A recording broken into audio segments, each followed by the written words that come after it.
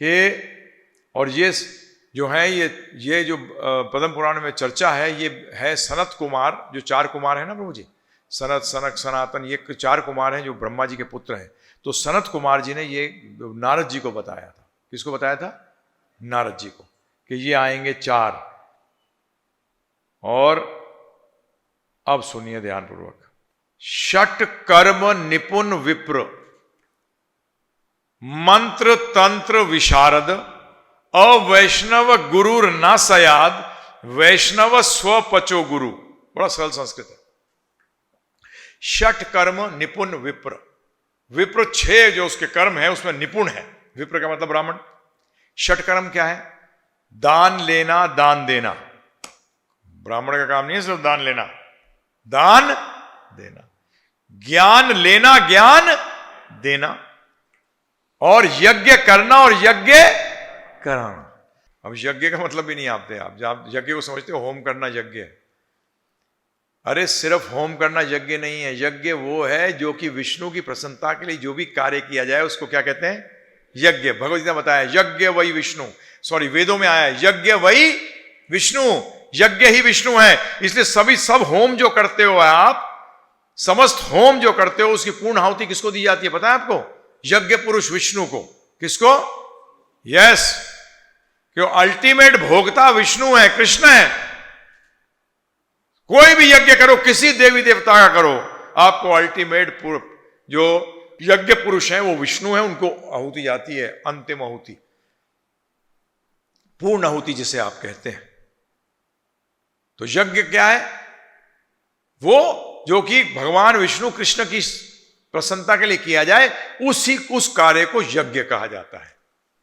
इसलिए कलयुग का यज्ञ क्या है? संकीर्तन यज्ञ। क्या? हां, कलयुग केवल नाम आधार नाम। तो हम लोग जो ये करते हैं, और कृष्ण प्रश्न कब होंगे, विष्णु प्रश्न कब होंगे? जब हम उनकी आज्ञा पालन करेंगे। जब हम उनकी आज्ञा पालन करेंगे, उनको लाभ होगा कि हमें लाभ होगा? सोचिए, वो तो पूर्ण है, वो तो पूर्ण है। पूर्ण को क्या चाहिए? जो भी वो आज्ञा देते हैं हमारे फायदे के लिए देते हैं। इसीलिए षट कर्म निपुण विप्र, मंत्र तंत्र विशारद। विशारद का मतलब समझ गए? वो मंत्र और तंत्र में क्या है प्रभु जी? विशारद है। अवैष्णव, जो वैष्णव नहीं है, गुरुर नासयात, वो गुरु नहीं है। वैष्णव स्वपचो गुरु। अगर कोई व्यक्ति पिछले जीवन के अंदर सुअर भी खाता हो, अगर वो वैष्णव बन जाता है तो वो गुरु बनने योग्य है। हो गया क्लियर प्रभु जी? ये स्पष्ट रूप में पद्म पुराण में आया, ये स्पष्ट रूप में पद्म पुराण में आया। इसमें आपको क्या होना पड़ेगा? वैष्णव कौन? जो विष्णु अवतार या विष्णु जी को या कृष्ण भगवान राम जी को परम भगवान मानता है, उसी को वैष्णव कहते हैं। उसको क्या कहते हैं प्रभु जी? इसके ऊपर और चर्चा करेंगे। अब देखिए पद्म पुराण एक क्या चीज कहता है, बड़ी शॉकिंग चीज है प्रभु जी, क्योंकि ये ना सारा का सारा सूक्ष्म है। क्या है प्रभु जी? आध्यात्मिक विज्ञान जो है सूक्ष्म है। ये आपके बिल्कुल सूक्ष्म धरा पे अटैक करता है। और सूक्ष्म के लिए सबसे सूक्ष्म क्या बताया था मैंने आपको कल? किसको याद है? इस भौतिक जगत में सबसे सूक्ष्म चीज क्या है? ध्वनि, साउंड। तो क्या कहती है पद्म पुराण? ध्यान से सुनिए। अवैष्णव के मुख से श्री कृष्ण या श्री राम या श्री हरि या विष्णु अवतारों के संबंध में कुछ भी नहीं सुनना चाहिए। जिस प्रकार सर्प के होठों को स्पर्श करने से दूध विषाक्त हो जाता है, उसी प्रकार अवैष्णव द्वारा श्री कृष्ण या श्री राम या श्री हरि या श्री विष्णु अवतारों के संबंध में दिया गया व्याख्यान विषपूर्ण होता है। मैं नहीं कह रहा प्रभु। अवैष्णव मुखाद गिरम पूतम हरि कथामृतम सर्वणम नैव कर्तव्यम। मत सुनो। सर्प ने उच्चिष्ट कर दिया हो यथा पयः, वो विषपूर्ण हो जाता है। ये पद्म पुराण कहते हैं। प्रभु जी हम लोग सोचते हैं बस मंदिर चले गए, किसी से सुन लिया सब, नहीं नहीं, ये विज्ञान है, ये विज्ञान है और विज्ञान का प्रोसेस है। ये बता दो ना, पहले कल ही बोला था मैंने, सत्य सुनना चाहते हो या असत्य? ये सत्य, ये सत्य, मैं सत्य से उठा के सत्यवाणी सुना रहा हूं आपको। अच्छी लगे बुरी लगे, आपके इतने दिनों के बनाए हुए मतों पर, आपके जो आपने सोच विचार किए हैं, उससे मुझे कोई लेना देना नहीं है। मैं तो शास्त्रों के आपके सामने रख रहा हूं। अगर आप अपने आप को भक्त कहते हो किसी का भी, तो भक्त का कार्य है उनकी आज्ञा जानना। मेरे को लोग कहते हैं मैं शिव जी का भक्त हूं, तो उनसे मैं एक ही प्रश्न करता हूं, शिव जी ने क्या आज्ञा दी है आपको? है ये क्या होता है? मैंने कहा बेटा, चमचा है कि भक्त है? चमचा अपने आज्ञा पालन कराता है और भक्त स्वामी की आज्ञा का पालन करता है। सही बात है गलत बात है? रावण भक्त नहीं था शिव जी का, चमचा था। क्या? उन्होंने अपनी आज्ञा पालन कराई शिव जी से। उसने क्या किया? और आप ही के बीच में एक व्यक्ति हुए हैं, क्या नाम है उनका, जो राजस्थान में बड़ा करा जाता है, नरसिंह मेहता जी। वो भी शिव भक्त थे। जब शिव जी ने दर्शन दिए तो क्या किया उन्होंने? शिव जी ने कहा मांग, क्या मांगता? उन्होंने, मुझे कुछ मांगना ही नहीं, मुझे कुछ चाहिए ही नहीं। उन्हें, नहीं नहीं तुझे लेना पड़ेगा। बोलते नहीं। बोलते ठीक है चलो, आपको देना ही है तो आपको जो सबसे प्रिय चीज़ है वो मुझे दे दो। उन्होंने कहा मुझे तो कृष्ण भक्ति सबसे प्रिय है, तो मैं तुझे कृष्ण भक्ति देता हूँ। क्या दी उनको? अरे नरसिंह जी का मायरा करते हो, परंतु आयरा आयरा करके घूम के रहते हैं। अरे कुछ सोचो, विचार करो, ये क्या है, ये कौन है, इन्होंने क्या मांगा था? यही मैं सबसे कहता हूं शिव भक्तों से कि कभी गलती से उनसे कुछ मांग मत लेना। शिव जी से जैसे मांगते हो असुर बन जाते हो, और जब उनकी आज्ञा पालन करते हो तो भक्त बन जाते हो। पुराणों में देख लेना, 99.9 नरसिंह मेहता जी को छोड़कर, नरसिंह मेहता जी से बहुत कम हुए हैं, ज़्यादातर सब असुर हुए हैं जो शिव जी के भक्त हैं। सही बात है गलत बात है? क्योंकि वो अपनी आज्ञा पालन कराते हैं, कभी शिव जी से नहीं बोला। अब बताइए, आप अकलमंद हो कि शिव जी अकलमंद है? मैं पूछना चाहता हूं आपसे, शिव जी अकलमंद है तो अकलमंद से लो ना। उनको सुनाते हो कि ये कर दे और वो कर दे, वो भी हंसते हैं, मूर्ख कहीं का, क्या लेने आ गया। और वो जब आशीर्वाद देते हैं ना, क्या आशीर्वाद देते हैं पता है? तथा अस्तु, इसी से तेरी मृत्यु हो। जो मैं वर दे रहा हूं इसी से तेरी। तो सारे शिव जी के जिन लोगों ने, ये चमचे कहता हूं मैं इनको, इन्होंने इनकी जो वर लिया था उसी वर से मारे गए। ये उसी वर से मारे गए, उसी वर से मारे गए। तो इसलिए थोड़ी बुद्धिमान बनो, हैं जी। तो इसलिए कहा गया कि अगर अवैष्णव के मुख से सुनोगे तो शास्त्र बताते हैं कि आपने सर्प जैसे छू दिया हो। क्योंकि आप बताइए, जब आप कुछ बोलते हैं प्रभु जी, उसमें क्या चीज चलती है? ज्ञान ही नहीं चलता, भावना भी चलती है, भाव जाता है प्रभु जी। जय मेरे से कई बार प्रचारक ये लोग पूछते हैं कैसे प्रचार करें? मैंने, मुंह से मत बोल, दिल से बोल। मुंह से बोलेगा कान तक जाएगा, दिल से बोलेगा दिल तक जाएगा। सही बात है गलत बात है? अगर मैं ये इच्छा लेके कर रहा हूं कि मैं सब, आप किसी तरीके से मैं इन सबका जीवन, इनका जीवन जी, अपना जीवन सुधार लें, मैं उसका एक सिर्फ निमित्त बनूं। सुधारोगे तो आप अपना जीवन, मैं नहीं सुधारूंगा, मैं उसका निमित्त बनूं। और मेरा दिल की इच्छा है कि आप समझ सकें ये और अपना जीवन को सार्थक कर सकें। तो मैं आपसे दिल से बात कर रहा हूं आपसे, मैं मुंह से नहीं बोल रहा। मुंह से बोलूंगा तो कान तक पड़ेगा, परंतु जो सुन रहे हैं वो किस भावना से। जैसे प्रभु जी, कोई व्यक्ति आपको गाली दे, एकदम आप उस पर नाराज हो जाते हो, परंतु कोई मित्र, खास मित्र गाली दे तो मीठा लगता है। मित्र ने गाली दी और अच्छा लगा, और परंतु अगर किसी और ने दी तो भाव, फर्क किसका है प्रभु जी? भाव का। जो व्यक्ति जैसे बैठा होगा, जैसा शब्दों में से जो भाव निकलेगा वो आप तक पहुंचेगा। अब अगली चीज, गुरु का टीचर, जैसे स्कूल के टीचर होते हैं, फिर स्कूल के primary school, secondary school, college, post graduation, ऐसी इस ज्ञान में भी अलग अलग लेवल है, क्योंकि ये भी ज्ञान है। क्या है प्रभु जी? ये ज्ञान है। अब इसमें भी होता है, ये भी ध्यान रखिएगा, कि बेस्ट टीचर कौन होता है? जो कि स्वयं सब कुछ जानता है परंतु फिर शिक्षक शिष्य को देखकर वो ज्ञान प्रदान करता है। शिष्य को देख के वो कहता है, जैसे बच्चे होते हैं, कई बार मुझसे लोग पूछते हैं बच्चों को क्या करा जाए। मैंने बच्चों को फिलॉसफी मत दो, बच्चों के जीवन के अंदर राम जी की, कृष्ण भगवान की, बलराम जी की, हनुमान जी की, इनकी लीलाओं का वर्णन करो। इनको सिखाओ कि इनके हीरो ये बने, ना कि ये फालतू के लोग हीरो बने। परंतु हम लोग तो ये कभी सिखाते नहीं। पहले दादी वादी सुना दिया करती थी, अब तो जो दादी बनी है उनको तो खुद ही नहीं मालूम। क्या करें, खत्म हो गया एकदम, फिनिश्ड। पहले तो सुना भी दिया करते थे, दादा कभी नहीं सुनाता था, वो तो पहले भी गधा ही था, है ना? सही बात है, बताओ। देखिए, गधे को गधा कहना कोई गलत बात नहीं है। हाँ, मान लेना चाहिए, क्यों नहीं मानना चाहिए। मैं पढ़ रहा था प्रभु जी, बड़ा अच्छे विश्लेषण बड़ा अच्छा किया उन्होंने बताया कि हमारा पतन हुआ है 5 पीढ़ियों में। पिछली 5 पीढ़ियों में जो पतन हुआ है सारा, वो 5 पीढ़ी रिस्पॉन्सिबल है। मैं स्वयं उस पीढ़ी का एक हूँ, क्योंकि 66 साल उम्र हो रही है। मेरे पिताजी के पिताजी, उनके पिताजी और उनके पिताजी, तो मैं मानता हूँ ये सब असुर पीढ़ी है। बोले पिताजी को असुर कह रहे हो? मैंने कहा हाँ, प्रहलाद महाराज ने भी अपने पिता को कहा था असुर राज। क्या कहा था? असुर है तो असुर है भाई। अगर कृष्ण भक्ति नहीं जीवन में दी, 2 ही लोग होते हैं, भगवद गीता के अंदर स्पष्ट रूप में कहा गया है, या तो असुर है या सुर है।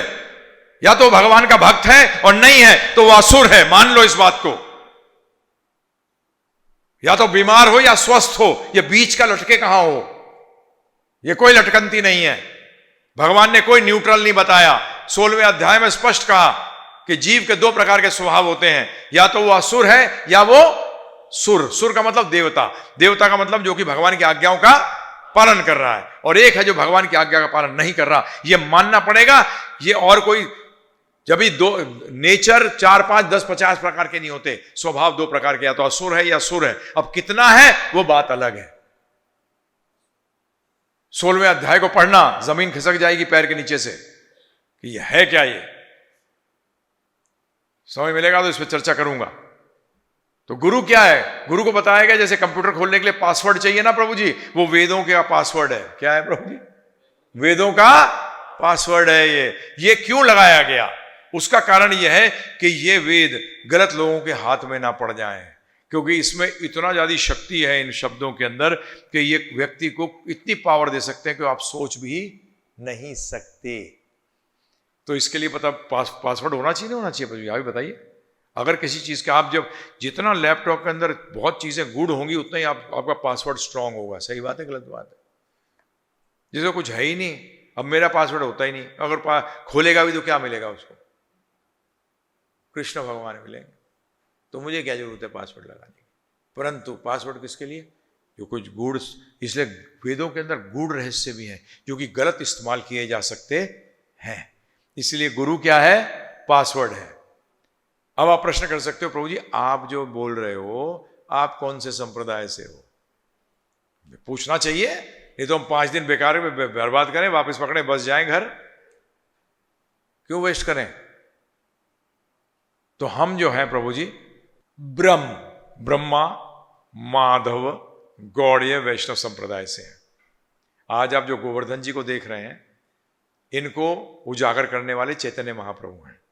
राधा गोविंद देव जी की जो आप मंदिर में जाते हो और दर्शन करते हो, उनको जिनके लिए वो प्रकट हुए थे, उनका नाम है रूप गोस्वामी। और रूप गोस्वामी जी जो थे वो चैतन्य महाप्रभु के अवतार थे। और चैतन्य महाप्रभु की चर्चा करूंगा, अभी इतना ही बता देता हूँ। चैतन्य महाप्रभु स्वयं कृष्ण है, अवतार नहीं है कृष्ण के। परंतु कृष्ण भगवान को लगा कि मेरे को राधा रानी का भाव समझना है। क्या करना है? वो राधा रानी का भाव कैसे समझूं? तो कृष्ण भगवान तो कभी सीधे तो है नहीं, ठीक है ना? एक ब्रजवासी बोलते हैं ये तो गुंडे हैं। क्या बोलते हैं? तो बेसिकली भगवान को मूड में आया कि मैं कैसे जानूं ये राधा रानी का भाव क्या है, इसको जो आनंद आता है वो मुझे कैसे पता लगेगा?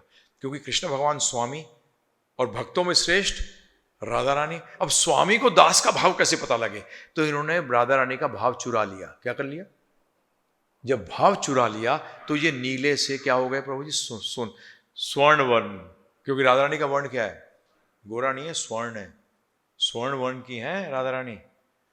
तो आप देखो भी जब आदमी गुस्से में आता तम तुम्हारा लाल हो जाता है, भाव से चेंज हो जाता है। तो इसी तरह से कृष्ण भगवान क्या हो गए प्रभु जी?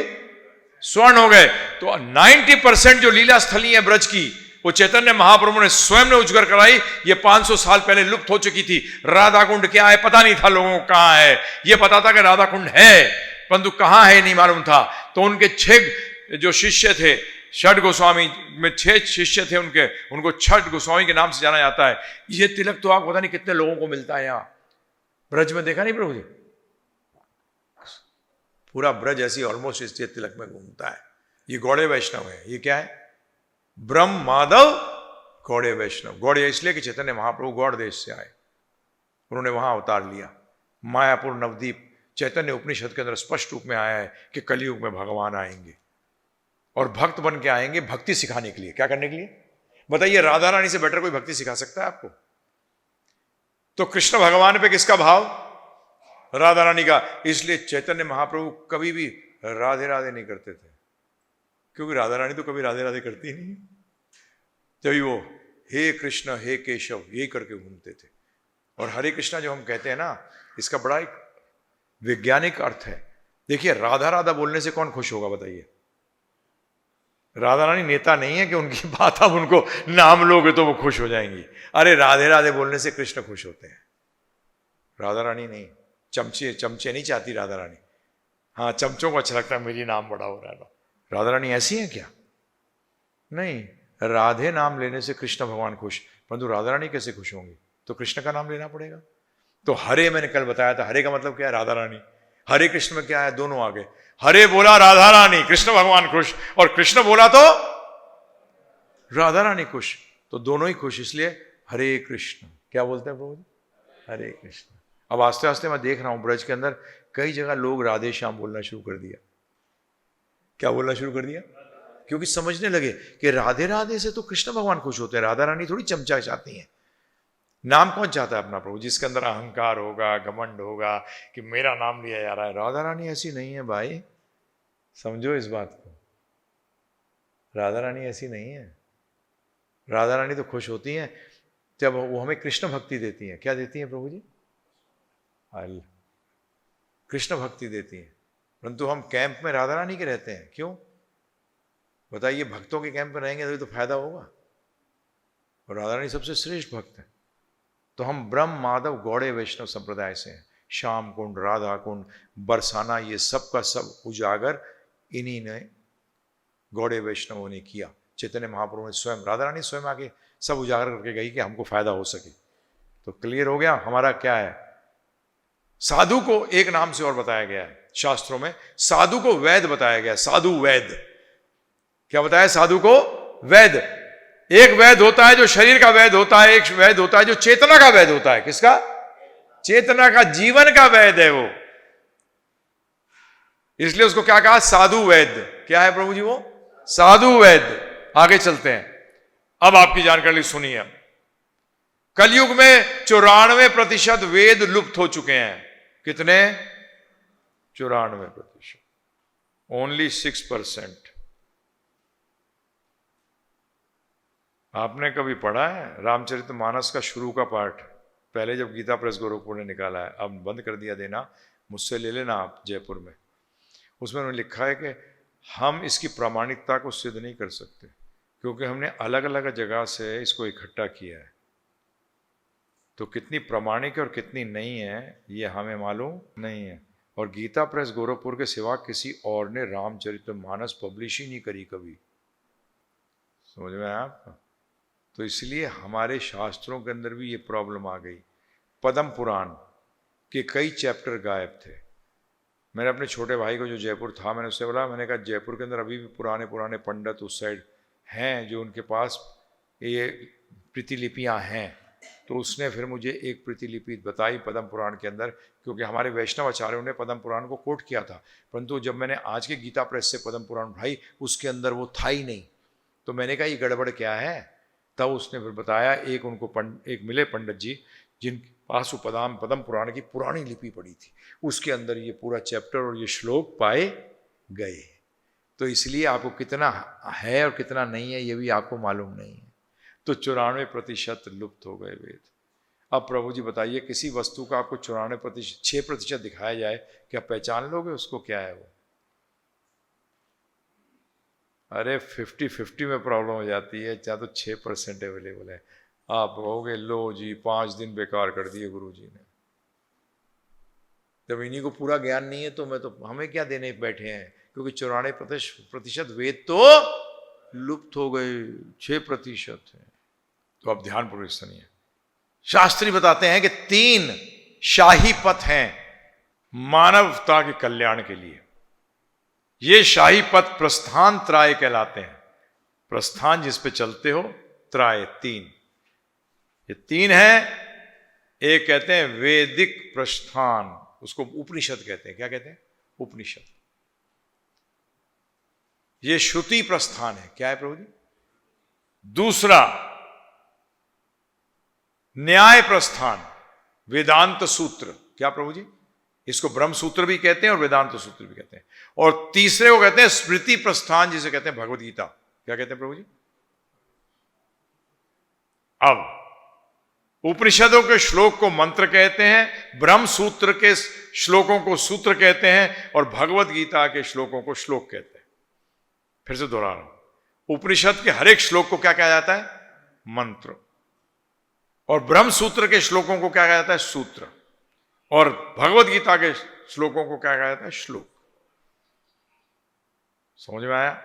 ब्रह्म सूत्र, देखिए उपनिषद के तो हर मंत्र को मंत्र इसलिए कहते हैं, हर शब्द जो है मन को तार देगा, लक्ष्य प्राप्त करा देगा, ज्ञान ऐसा देगा। अब ये सूत्र क्या हुए? ब्रह्म सूत्र। सूत्र का मतलब होता है कि 2-3 शब्दों में हजारों शब्द के अर्थ, उसको सूत्र कहते हैं। तो क्या कहते हैं प्रभु जी? सूत्र। और भगवद गीता के अंदर क्या कहा गया? श्लोक,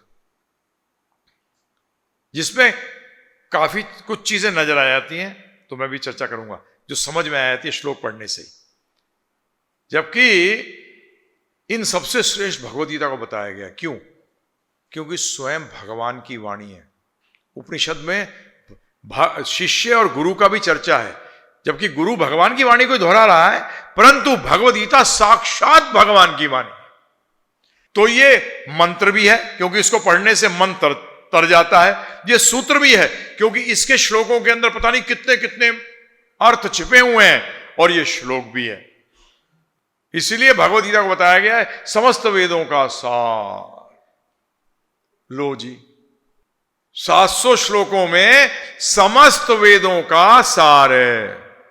समस्त श्रुति, स्मृति, सूत्र और इतिहास का जो दर्शन है, वो सारा का सारा भगवद गीता में आ गया है। ये हम नहीं कह रहे। आदि शंकराचार्य जी, रामानुजाचार्य, माधवाचार्य, निम्बार्काचार्य, विष्णु स्वामी, वल्लभाचार्य, चैतन्य महाप्रभु, षट गोस्वामी, इन सब ने एक स्वर में कहा है कि यह भगवद गीता है, समस्त सार है समस्त वेदों का। आदि शंकराचार्य और पद्म पुराण ने तो इस बात को स्पष्ट किया है। आदि शंकराचार्य और पद्म पुराण कहती है, वेद कहते हैं कि गाय अगर वेद अगर गाय हैं तो दूध जो है वो भगवद गीता है। जिसको धो रहे कौन है? कृष्ण भगवान, और अर्जुन को पिला रहे हैं। तो देखिए आप, गाय जब अपने बछड़े को पिलाती है तो पिलाती भी है और बाकी लोगों को भी बांट देती है। तो इसी तरीके से गाय, या जो दिया है, उपमा दी है, ये दी गई है वेद सारे गाय, तो दूध भगवद गीता। अब इसमें बड़ा इंपॉर्टेंट है प्रभु जी ये चीज समझना। दूध ही क्यों कहा? दूध इसलिए कहा कि जब बच्चा छोटा होता है तो उसको क्या पिलाया जाता है? उसको दूध पिलाया जाता है कि आम खिलाया जाता है? उसका मतलब आध्यात्मिक ज्ञान की शुरुआत किससे होनी चाहिए? भगवद गीता से। और भागवत, ध्यान में अब क्लियर कर रहा हूं, मैं कई बार बोलता हूं भगवद गीता पढ़िए, अच्छा भागवत, अरे मैंने गधा हिंदू, तुझे यही नहीं मालूम कि भगवद गीता और श्रीमद् भागवतम में क्या फर्क है? भगवत का मतलब भगवान, श्रीमद् का मतलब सुंदर। भगवान, गीता, उनके जो वचन हैं वो गीत के समान है, इसलिए श्रीमद् भगवद गीता का मतलब हुआ सुंदर भगवान का सुंदर वाक्य, जिनको कि गीता गीत के रूप में आते हैं। और श्रीमद् भागवतम जहां भा लग जाता है उसका मतलब भगवत के बारे में, जैसे वसुदेव और वासुदेव। वासुदेव मतलब कृष्ण, और वासुदेव का मतलब देवकी के पति और कृष्ण भगवान के पिता, और वसुदेव कौन है? भगवान श्री कृष्ण। तो वासुदेव जो वसुदेव के पिता हैं। इसी तरीके से श्रीमद् भागवत, श्रीमद् भागवत का मतलब सुंदर, भागवत का मतलब भगवान से जुड़े हुए प्रसंग हैं। जुड़े हुए कौन? स्वयं कृष्ण के बारे में, उनके भक्तों के बारे में। भगवत गीता में 700 श्लोक हैं, 18 अध्याय हैं, 335 अध्याय हैं, 18,000 श्लोक हैं और 12 स्कंद हैं। ये भागवत है, इन दोनों का फर्क है। और भागवत को क्या बताया गया? ध्यानपूर्वक सुनिएगा। भागवत को क्या बताया गया है? पका हुआ फल। क्या बताया गया? पका हुआ फल जिसमें कोई छिलका नहीं है, कोई गुठली नहीं है, अर्थात तज्जे कोई भी वस्तु नहीं है। और भगवत गीता को बताया गया दूध। दूध में भी तज्जे क्या है बताइए? कुछ फेंकने के जो है नहीं, दूध में भी कुछ नहीं फेंकते। इसी तरीके से उसको फल बताया है, परंतु पहले दूध पी लो फिर फल खाओ। और ये खाया कहां से जाता है? कान से। भागवतम का फल कहां से खाया जाता है? कान से। ऐसे दूध कहां से पिया जाता है? कान से। ये भी कान से। दूध भी आपको कान से लेना पड़ेगा। भगवत गीता का जो दूध है, अमृत है, ये अमृत वाणी है। क्या है? अमृत शब्द। ये सिख कहते हैं, ये हमारे सरदार संप्रदाय के लोग हैं, वो कहते हैं बेसिकली अमृत वाणी। क्या कहते हैं इसको? अमृत वाणी। सही वर्ड है, नॉट बैड। शब्द ब्रह्म, अमृतवाणी। तो ये अब अगली चीज, महाभारत जो ग्रंथ है, जो वेद व्यास जी ने कलयुग के जीवों के लिए लिखा था। किसके लिए? कलयुग के जीवों के लिए। और लोग कहते हैं महाभारत घर में रखेंगे तो युद्ध हो जाएगा। मुझसे बोलते हैं कई बार। मैंने कहा हाँ, अगर पढ़ोगे नहीं तो युद्ध हो जाएगा, पढ़ोगे तो जीवन आनंदमय हो जाएगा। अब महाभारत के अंदर जो मुख्य अंग है वो भगवत गीता है। क्या है प्रभु जी? सारी महाभारत इसलिए लिखी है जिससे कि जो, जैसे कहते हैं ना अंगूठी बनाते हैं, अंगूठी किस लिए बनाते हैं? कि जो नग है वो उभर के दिखे। इसी तरीके से सारे वेद, सारे महाभारत जो इसलिए है कि वो भगवत गीता को उजागर कर सके। तो महाभारत के भीष्म पर्व में ये भगवत गीता आती है। इसीलिए भगवत गीता का एक नाम और है, गीतोपनिषद। क्या नाम है? गीतोपनिषद। ये गीता का एक और नाम है। भीष्म पर्व में अध्याय 25 से 42 तक ये 18 अध्याय बनते हैं, भीष्म पर्व के अंदर आते हैं। जैसे बताया चुका है। अब ये किसके द्वारा बोला गया, किसने सुना? इसमें एक्चुअली 4 पात्र हैं। कितने? 4। संजय, धृतराष्ट्र और कृष्ण और अर्जुन। तो इसमें मुख्य जो है वो कृष्ण भगवान अर्जुन है, और गौण कौन है? संजय और धृतराष्ट्र जी। कृष्ण भगवान गुरु के रूप में इसमें कार्य कर रहे हैं। आप बोलोगे वो कैसे? तो गीता के अंदर, गीता की मैं बोलता हूं कि सबसे बहुत इंपॉर्टेंट श्लोक जो है वो दूसरे अध्याय का 7वां है, जहां अर्जुन कह रहा है भगवान से, शिष्यस्ते हम साधिमाम प्रपणम, कि मैं आपका शिष्य हूं अब और आपके शरणागत हूं, कृपा करके मुझे ज्ञान दीजिए। यहां से गीता शुरू होती है। अर्थात अब दोस्ती खत्म। अब आप गुरु, मैं शिष्यस्ते हम, शिष्यस्ते अहम, मैं शिष्य हूं। शिष्यस्ते अहम साधिमाम प्रपणम, और मैं क्या हूं? प्रपण, शरणागत शिष्य। तो इसलिए गुरु कौन हुए? कृष्ण भगवान, और शिष्य हुए अर्जुन। अब ध्यानपूर्वक किसी को लिखना है लिख सकता है। भगवान कृष्ण ने 574 श्लोक बोले हैं, अर्जुन ने 84, संजय ने 41 और धृतराष्ट्र ने 1। फिर से बोल देता हूं। कृष्ण भगवान ने 574, अर्जुन ने 84, संजय ने 41 और धृतराष्ट्र ने 1। इस तरीके से 700 श्लोक बनते हैं। इनका एक, भगवद गीता का एक और नाम है योग सूत्र। बताओ क्यों? योगेश्वर कौन है? कौन बताएगा? भगवान कृष्ण का एक नाम क्या है? योगेश्वर। योगियों के ईश्वर हैं। और महायोगी कौन है? शिव जी। योगेश्वर कहीं भी शिव जी को नहीं कहा गया, शिव जी को महायोगी कहा गया है। समस्त योगियों के ईश्वर हैं भगवान श्री कृष्ण। जब ही इसको आज से 100-150 साल पहले भगवत गीता को योग सूत्र भी कहते थे।